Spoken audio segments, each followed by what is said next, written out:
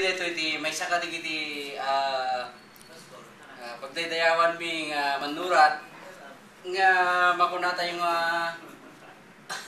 saan unay nga articulate kadigiti kapampanutan na nunutuduwa kami kada kami tatagin ininuman nagaduman nagbaba naman dagiti idea iburburay na kada kami nga tiyaw ibagbagami ket dagiti kakaan mi iti banawag ni Manong Gianni Asuncion. Manmano ti makamo nga ni Manong Gianni Asuncion ket may samot aman naniw tati mo tayo at may salang manurat iti sarita. Ngem nakasurat mo iti nagpintas sa daniw. Dati daniw na ket kas iti rabi wala iti Tagalog ket kagaya kagabi.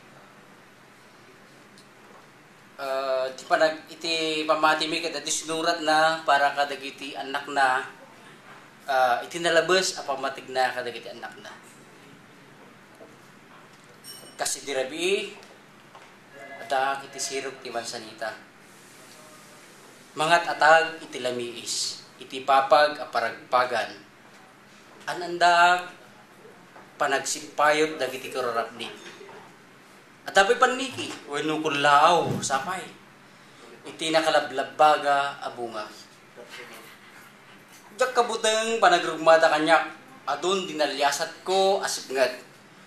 Nakilin ng mga anak may iti silaw ni San Selmo. At adupay iti pinugpugtuak aburbur kya ti angas. Bigbigat, nakigubgubal ako ni ti saraw ti sarusar. Ti urok nga ari, nangaldawak iti alo. Kaasod ko tinangted kanyak itilawag. Saan?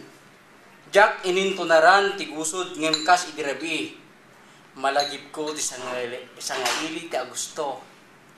Ti Setyembre, ti Nobyembre, ti Disyembre. Agluluka. Kahit ko apengdan panagbitin nagtagisarukod ang nagabungot nga apo dakulaw ken pitugaw. Iti nagrayog asa nga itulwana. Just again.